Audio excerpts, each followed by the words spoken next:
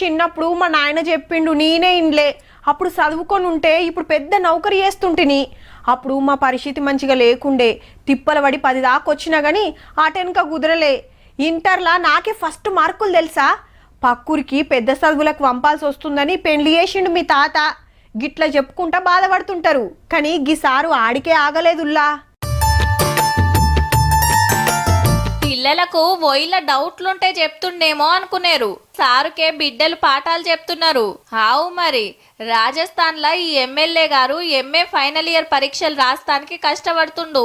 వయసు 69 ఏండ్లు. 10వ తరగతిలో ఉన్నప్పుడే బడి బంద్ అయిందట. అటెనక ఇల్లు, సంసారం, పిల్లలు, రాజకీయంలో చిన్న చిన్న పదవులు చేసుకుంటా ఇప్పుడు 3 మాటల ఎమ్మెల్యే అయ్యిండు. నాయన బడి దగ్గరనే ఆగిపోవద్దని బిడ్డలు చెప్తే 10 పాస్ అయి ఇంటర్, డిగ్రీ, ఎంఏ చదువు దాకొచ్చిండంటే చూడుండ్రి. కానీ లీడర్ ఆయే. కాలేజీకి పోతానికి, పాఠాలు వినటానికి కుదరదు కాబట్టి ఆన్లైన్లో క్లాసులు వింటాడట. తీరువాటం దొరికినప్పుడు వొయిలు ముంగటేసుకొని చదువుతాడట. పతేడు 10వ తరగతి ఇంటర్లా మంచి మార్కులు వచ్చిన ఆడపిల్లలను జైపూర్కు టూర్కు తీసుకుపోతాడు. ఇంకింత ఎంకరేజ్ చేస్తానికి. చదువులే కాదు, ఆటపాటలల్ల సుత జోరు చూపిస్తున్నాడు.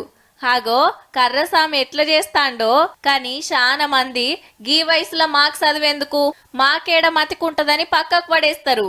ఎమ్మెల్యేగా గింత బిజీగున్నా చదువును పక్కకు పెట్టకుండా పీజీ పట్టా కోసం కష్టపడుతుండంటే గిరేటబ్బా.